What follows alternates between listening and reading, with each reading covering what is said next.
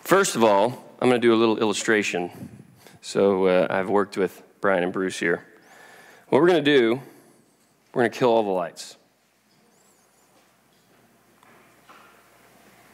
So that's everything. So it's dark in here, right? Let's take, for example, back over here, the exit sign, right? You know where you're trying to get, but if you had to do this, when it's super, super dark in here, you'd be tripping over stuff. We got chairs all over. We got tables. We got a stage. You'd be tripping all over the place. So what you need is a light, right? You need a light to kind of show you where you're going. Kind of zoom in, maybe see what's in front of you, any chairs, to get you to where you want to go, right? So we learned through our Advent season that we have that light. We were given that light whenever Jesus came. That light that's from God, the light that is God, and our job is to shine that light out so other people can see how to get where they're going. They can get to the exit. They can get to God. So a lot of times we take that light and we shine it towards ourselves. You know, last time I was up here, we talked about self-righteousness. When you take that light that was given to you by God that's not yours and you shine it towards yourself, what we should be doing is zooming it in on the cross, zooming it in here. The reason that Jesus came in the first place, to die for our sins. You can bring the lights back up. So like I said, a couple weeks ago, I talked about self-righteousness, and I wanted to go a little deeper into that, something I've been thinking about a lot. And we talked about how righteousness meant truth, and how there's only one place you can find truth. There's only one place you can go to actually get truth. There's only one person, one man that could make things right. So expanding on that this morning, I wanted to look at the root of self-righteous thinking, and that's pride. Messages about pride are probably the hardest to give because I know I'm up here, and the person that's out there that might need to hear this message is probably saying, I'm not proud. This message isn't for me. So it might be falling on deaf ears. I mean, I'm up here preaching it, but am I listening? Am I truly listening to what I have to say about this subject? Because it's really scary. You know, a few weeks ago I said that hell was made for the self-righteous. And that's what it was made for. God made hell to put Lucifer in for being self-righteous. Well, you can say the same thing about pride. Hell was made for the proud. Surely, like we talked about, Lucifer was pretty proud. In Isaiah 14, prophet Isaiah is talking about the fall of Lucifer, and he's quoting him. Like, this is what Lucifer's actually saying. In the 13th to 14th verse, he's quoting, he says, I will ascend into heaven. I will sit on the mount of the congregation. I will be like the Most High. And there's something very telling in that phrase, how he said it. He said, I will be like the Most High. Now, whenever we're trying to one-up something here, us humans, we say, I'm going to be better. I'm going to be faster. I'm going to be richer. I'm going to be more successful, more influential, more, better. Well, Lucifer said, I will be like God. Even in all his pride, even in all his power, being an archangel, he knew there was nothing better than God. There was nothing above God. He would be like him, but he could never be better. Even he's the father of lies, and all of his deception, he couldn't lie about this. This is a truth. This is a fact. That's something I think we can celebrate. But we need to learn from that example. This is kind of interesting. I was reading about this. You know what his job, Lucifer's job was in heaven? He was pictured kind of floating near God, around him, like his wings kind of around God. And I think of it like one of those reflective cones that you wear whenever you're tanning. You know what I'm talking about? So you can get every little nook and cranny. It's one of those. He was reflecting God's glory back to God. That was his whole job, to shine that light back to God, the light that came from God back to God. So in every sense of the word, he was heaven's worship leader, which hit me right at home. He saw what God was getting. He saw that light, and he wanted it for himself. And I think that's a reason a lot of churches, you hear about them all the time, they just completely crumble, and they fall apart whenever something happens to their leader. Some sort of scandal, or they leave or something like that, and they just completely fall apart. And I think it's because that leader shined the light toward himself instead of shining the light towards God. They were the center, they were the foundation of the church, and that's a terrible foundation. That's building it on sand right there. They weren't shining it toward God. So, I know that I myself need to listen to this message because pride is the whole reason I think we're in this mess to begin with. Pride was what caused man to fall as well. It's all around this one word, pride. The root of sin, the root of evil, the root of lies and deception, all comes from pride.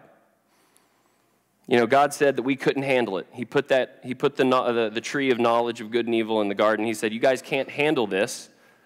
Only I can. Only I can handle this. You guys don't want this. And we said, what does he know? We can do it. We can handle it. It's pretty self-righteous thinking. And look where it got us. It got us into this huge mess that we can't fix. We were not prepared for what we got ourselves into, for what that pride led to. The only way we could fix it was right here. God himself, righteousness himself, had to come and make things right.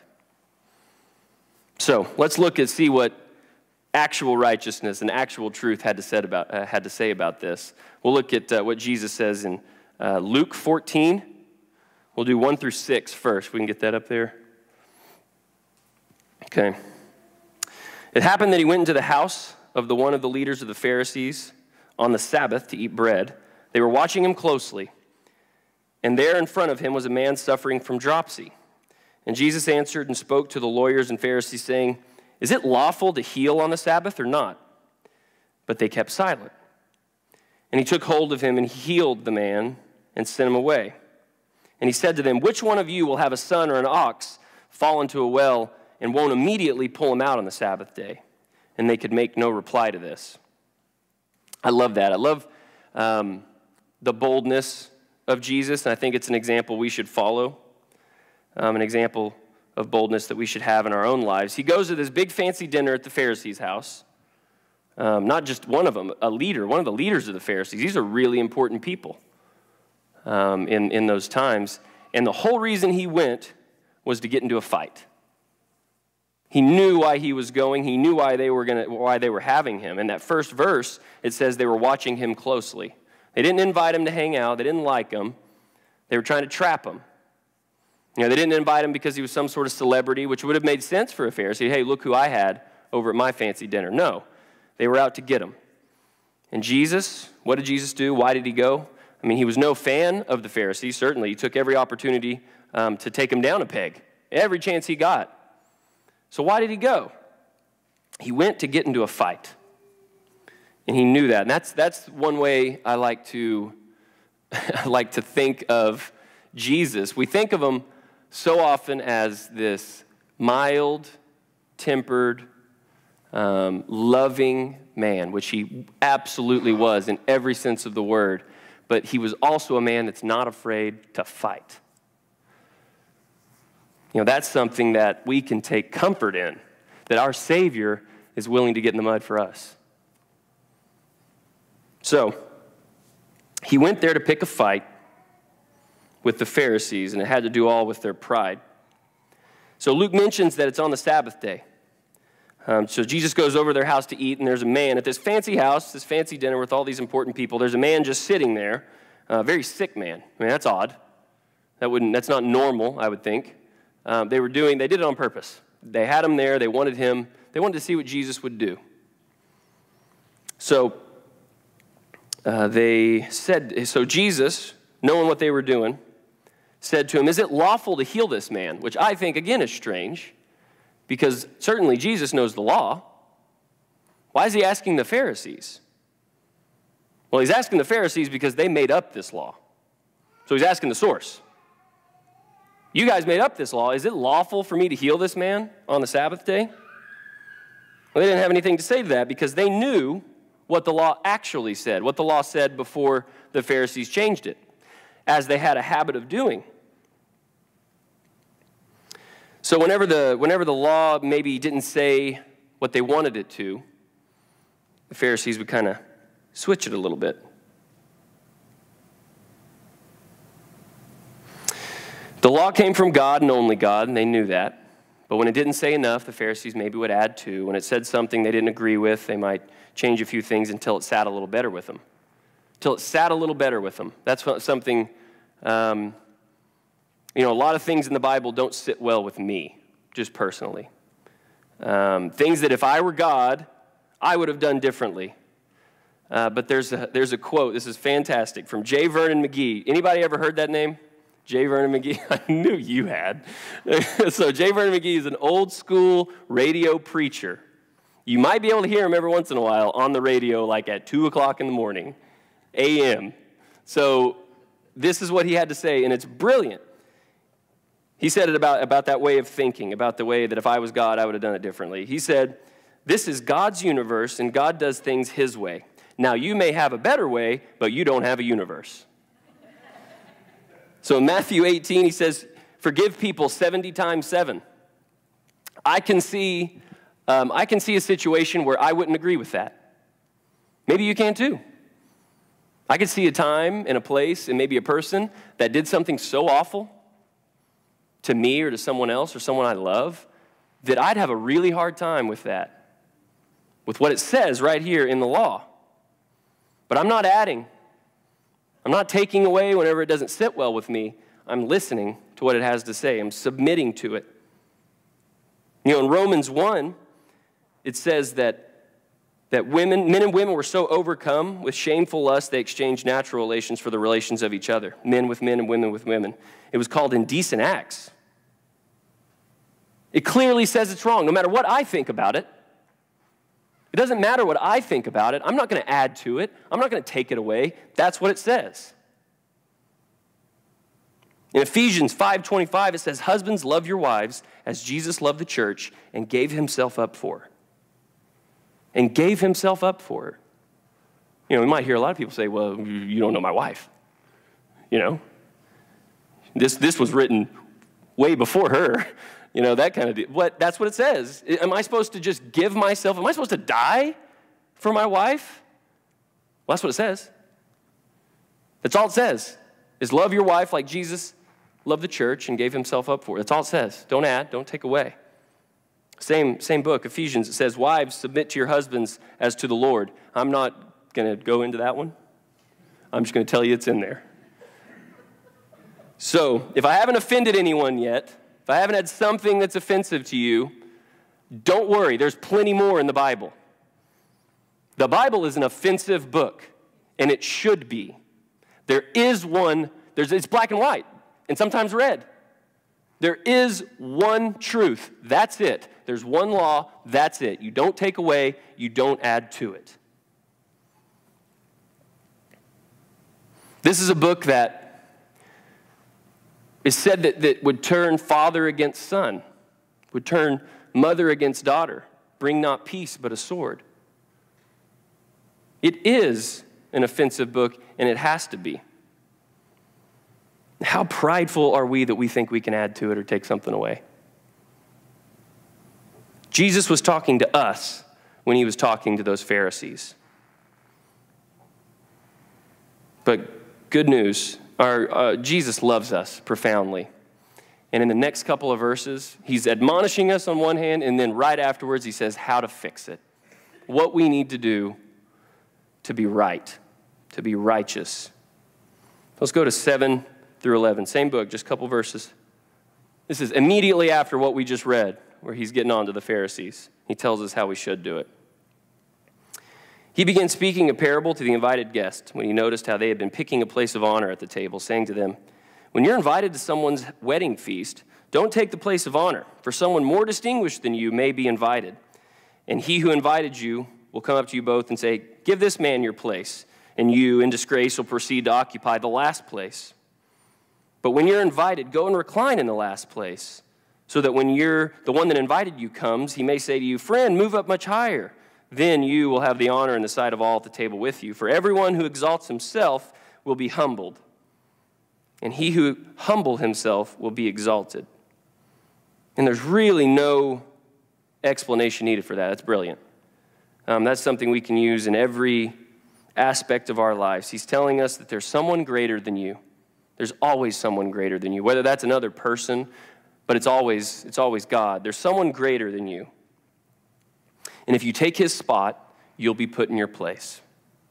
You'll be put where you deserve to be, in the last place. That's where we deserve to be.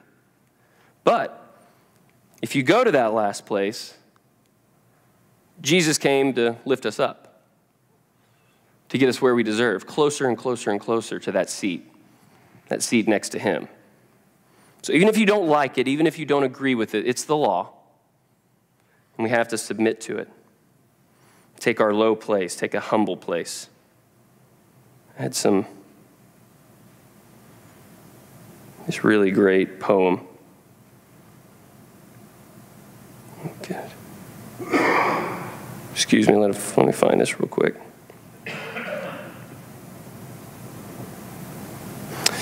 So, so often we look into ourselves, and maybe feel pity for ourselves. Maybe, a good way I think about it is whenever I'm sick, all I care about is me and feeling better. That's it. I don't think about others. I don't think about that's kind of, we are all sick. That's what's making us feel that way. That's what's making us think like that. But it can be overcome. And I have a really good poem here. Let me find it. This lady, unbelievable story. She quadriplegic, and actually, can you just put it up on the screen, Bruce? I can't find it. Quadriplegic, in pain her entire life, had every reason to be bitter, every reason to be selfish, think of herself and her pain, but she was a brilliant poet, and she wrote this poem. He giveth more grace when the burdens grow greater. He sendeth more strength when the labor increase. To added affliction he addeth his mercy. To multiplied trials his multiplied peace. When we have exhausted our stores of endurance, when our strength has failed ere the day is half done, when we reach the end of our hoarded resources, our Father's full giving is only begun. Fear not that thy need shall exceed his provision. Our God ever yearns his resources to share. Lean hard on the arm everlasting availing. The Father both thee and thy load will upbear. His love has no limit, his grace has no measure, his power has no boundary known unto men. For out of his infinite riches in Jesus he giveth and giveth and giveth again. I mean, that's this. Every day, every minute, every hour of every day, he gives and gives and gives. Every beat of our heart, every breath that we take, he gives and gives. And it started here with the greatest gift he could ever give. If we could just turn off the lights and have an entire service where all we do is shine a light right here. Wouldn't that be great to remind us what he gave? What he gave whenever he sacrificed himself